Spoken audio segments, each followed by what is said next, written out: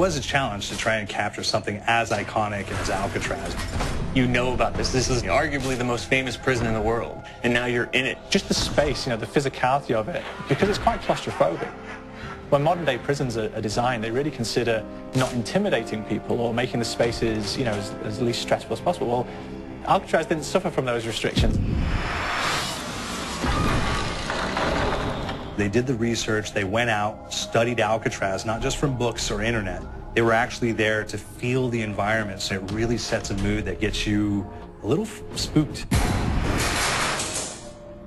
Well, we kind of started with the base layout of Alcatraz. The entire island we ended up roughing out in kind of a white box form, and then figuring out what play spaces we wanted to use out of that, what would be the most interesting areas to play in, and the connections between spaces, and spaces that the public doesn't necessarily get to go into.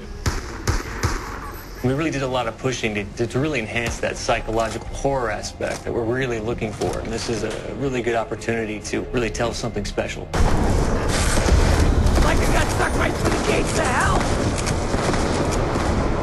This time around, I feel like it's been identified that there are these side missions that you're going to go out and try to accomplish. Al and the rest of the groups put together this escape plan, but the point is to get the parts and assemble this plane so they can get off the island. We did something new for the first time. We have actually contextual music that goes off. So that's a first for Zombies. And it's all based around this horror thriller aspect. Every location will have a specific stinger that you hear when you find it, when you discover it, when you start unraveling the story, we start building on the music that you're hearing, and it's really enhancing that experience and going along with it in parallel.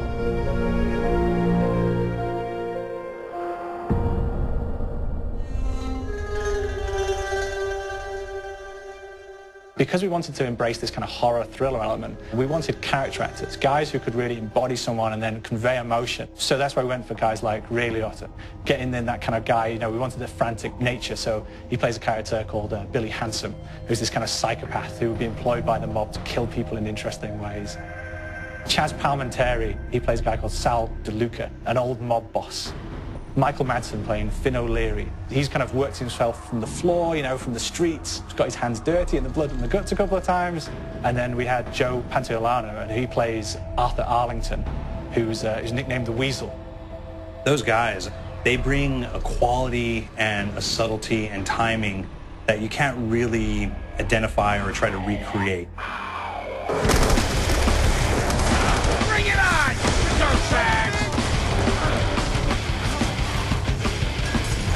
You start off in the afterlife mode, and that's just going to be what's going on. You're going to try to solve the mystery from the second you start.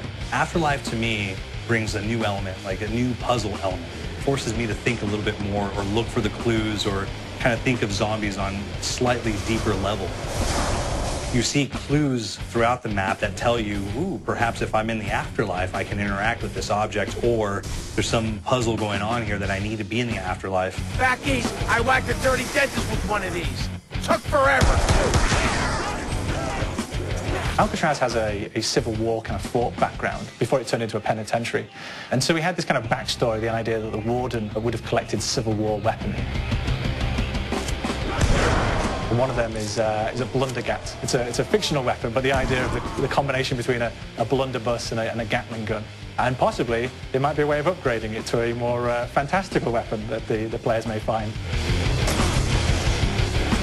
You all gotta go sometime? You just went now. There's one main zombie, one big zombie that's going to come through and wreak havoc on your life. He'll lock down the perk machine, he'll close down the box, so you have to pay to get that open again, so you don't want him to interfere with your process. Now's a good time to pick a fight. It's a fun challenge. It keeps things moving forward. In terms of perks, we have a new perk called Electric Cherry. When you reload, it gives a shock around, which scales over time. Who's asking for it, greaseball?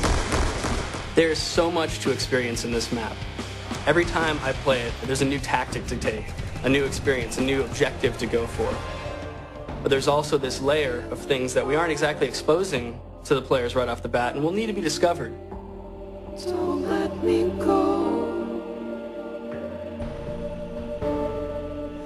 Is it the calling we hear? we've got the undead in there, we've got these historical elements, and these fantastic actors all seem to be with peace with each other in this kind of same world. So it's magical, and our team is incredibly excited by it.